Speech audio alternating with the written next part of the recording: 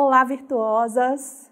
Deus abençoe a todas. Estamos aqui para mais um programa e a minha participação é para falar sobre a imagem. Eu sou consultora de imagem e estilo, me chamo Daniele de Almeida.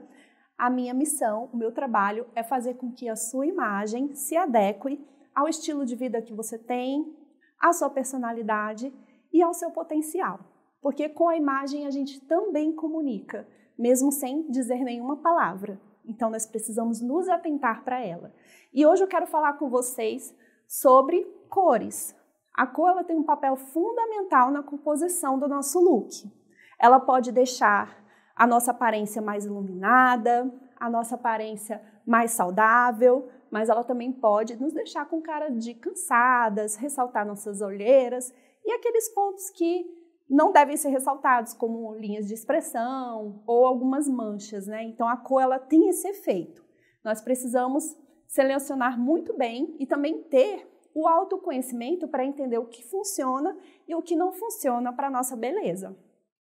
E aí eu trouxe aqui uma ferramenta que ela é usada na moda, né? No caso, as consultoras de imagem usam, os produtores de moda, de desfiles e tudo mais, usam essa ferramenta que se chama círculo cromático, mas ela também é usada para todos aqueles que trabalham com cores, por exemplo, designers de interiores, arquitetos, pessoas que trabalham com design gráfico, né, na internet, pessoas que trabalham no Instagram, justamente para poder deixar o Instagram mais harmonioso, para seguir uma coerência, para ter uma personalidade, porque a cor ela tem esse poder também de transmitir personalidade. Então, quando a gente segue um padrão, quando a gente segue uma paleta, a gente está ali também imprimindo estilo, imprimindo personalidade.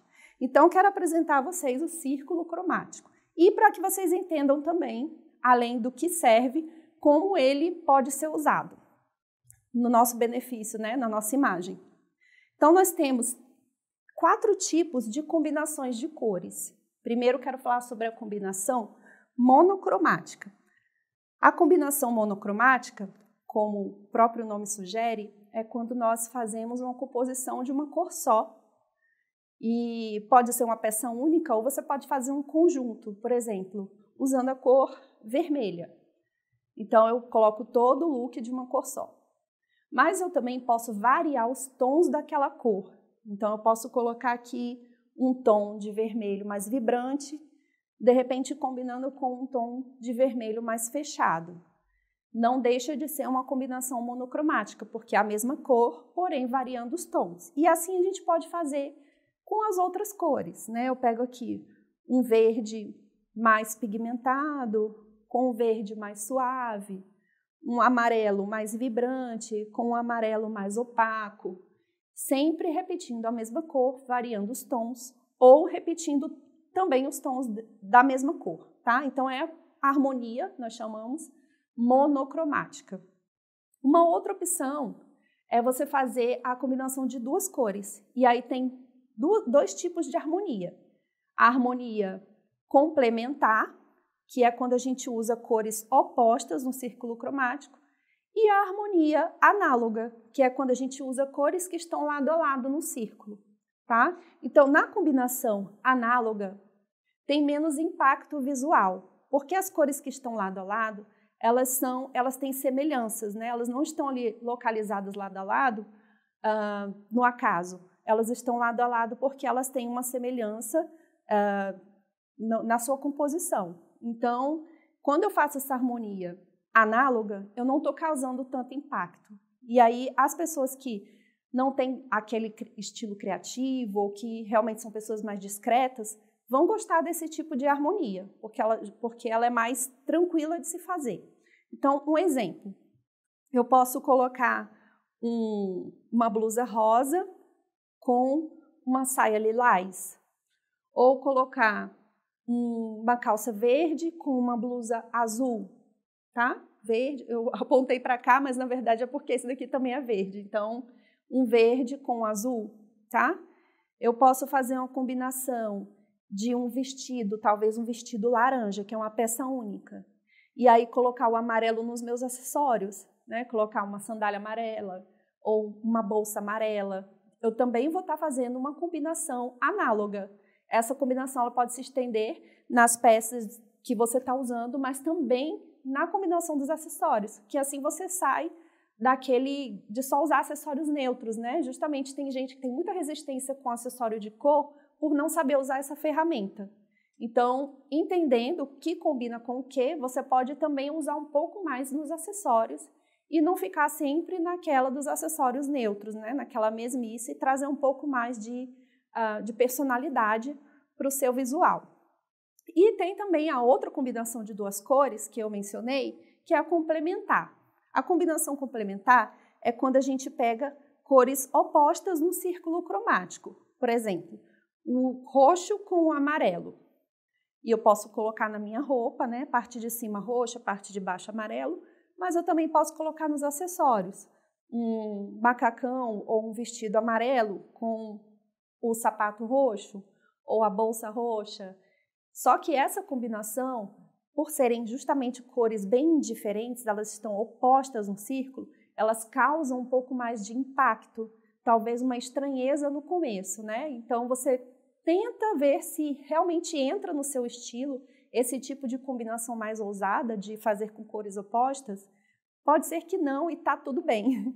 Então, geralmente as pessoas que usam essas cores opostas são pessoas que têm um lado mais criativo, aguçado, pessoas que gostam mais de ousar mesmo, que até não ligam se chamar a atenção, elas não querem ser discretas assim. Então, elas fazem essas combinações um pouco mais ousadas. E essa combinação complementar, ela também é conhecida como color block. Vocês já devem ter ouvido essa expressão. O color block é nada mais nada menos que o bloco de cor. Então, eu crio blocos de cores, justamente por serem cores muito diferentes, tá? E a quarta, que nós já falamos de monocromática, análoga e complementar, a quarta harmonia, a quarta combinação é a tríade. Na tríade, nós imaginamos um triângulo aqui no centro desse círculo e cada pontinha do triângulo vai indicar a cor que você vai puxar para o seu look. Então, vamos supor que tem um triângulo. Nesse triângulo aqui, de linha roxa, nós temos uma extremidade no azul, uma extremidade no vermelho e a outra no amarelo. Como que eu posso aplicar isso no meu look? Eu pego uma calça azul com uma blusa vermelha e o acessório amarelo. Ou então eu posso colocar uma terceira peça amarelo, né? Um colete, um blazer, um cardigan. Ou se você não quiser usar tanto, traz para um acessório pequeno, como por exemplo um brinco, né? Então coloca ali um brinco amarelo.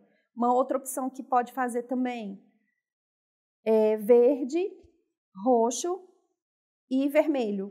Seria outro tipo de combinação tríade. Vamos ver outra aqui.